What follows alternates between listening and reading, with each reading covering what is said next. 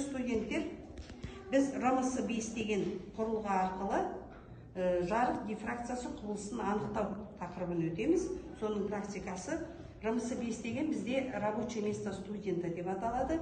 Бұл жерде бізде міне белгілі көздерге көрініп тұрған құрал, сол құрал арқылы дифракциялық тордың құбылысын анықтаймыз. Бұл жерде міне дифракциялық тор. Бұларда дифракциялық торда D тең болады 50 штрих деген бар. Бұл 1/50 дегеніміз 1 миллиметрде 100 штрих бар дегенді білдіреді.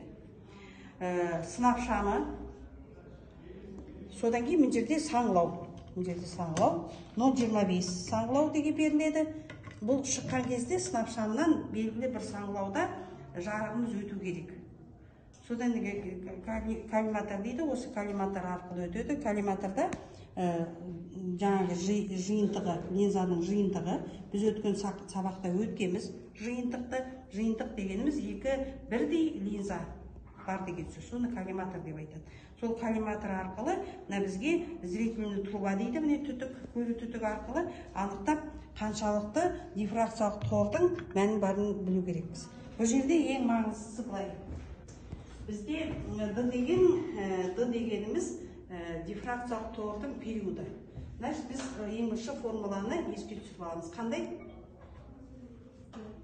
Кім есінде бар? Толқын ұзындығы тең болады. Қандай? D2 е? Бөлу L-K. Бұл жерде X деген жаңағы мәні қаншалықты мән екені көрініп тұр ма? Мәні D деген жаңағы дифракциялық тордың периоды. Бізде D дегеніміз ана жерде 50 штрих деп тұр, 50 штрих. Значит, ол 50 штрих 1 миллиметрде 50 штрих бар деген сөз. Штрих, сонда D дегенің 1 миллиметрде 50 штрих бар екен білдіреді. Егер де бізде мына жерде 100 болса 100 штрих деген сөз, значит 1 миллиметрде 100 штрих бар деген сөз. Е деген арақашықтықты. Мына екі арақашықтықты өлшеп аламыз.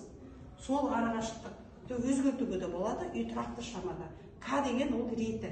Егер де К ұзындықты ұқтыңдар, енді К дегеніміз ол реті. Мысалы біз 0, мына жерде қайталанатын бізде толқын ұзындығы арқылы орналасқан мән бар, мән. Сол қайталанып тұрады дейді. Сонда егер де бізде міне 3 рет. Мынау мысалы К деген болады 1-ге тең. Мынау К2 тең болады 2-ге тең. Мынау К3 тең болады 3-ге тең деген сөз. Значит, реті. Мына екі жағы негізінде бірдей. Қай жаққа қарасаңдар тура сол мән шығады. Егер де біз мына жерде бір толқын ұзындығына байланысты бір мәнді алатын болсақ, осы арақашықтықты бізде X-ті анықтайды.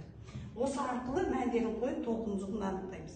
Қандай толқын ұзындығын анықтағымыз келсе, мына жерде сол ретін X-ін анықтап алу керек. Сол арқылы реттеп табамыз. Осы құрылғы арқылы есептелінеді. Бізде мына штрих саны мәні бар, неше түрлі берілуі мүмкін. Сондықтан біз міндетті түрде жаңағы 1 миллиметрде қанша штрих саны бар екенін соған аса көңіл бөлуге тиістіміз.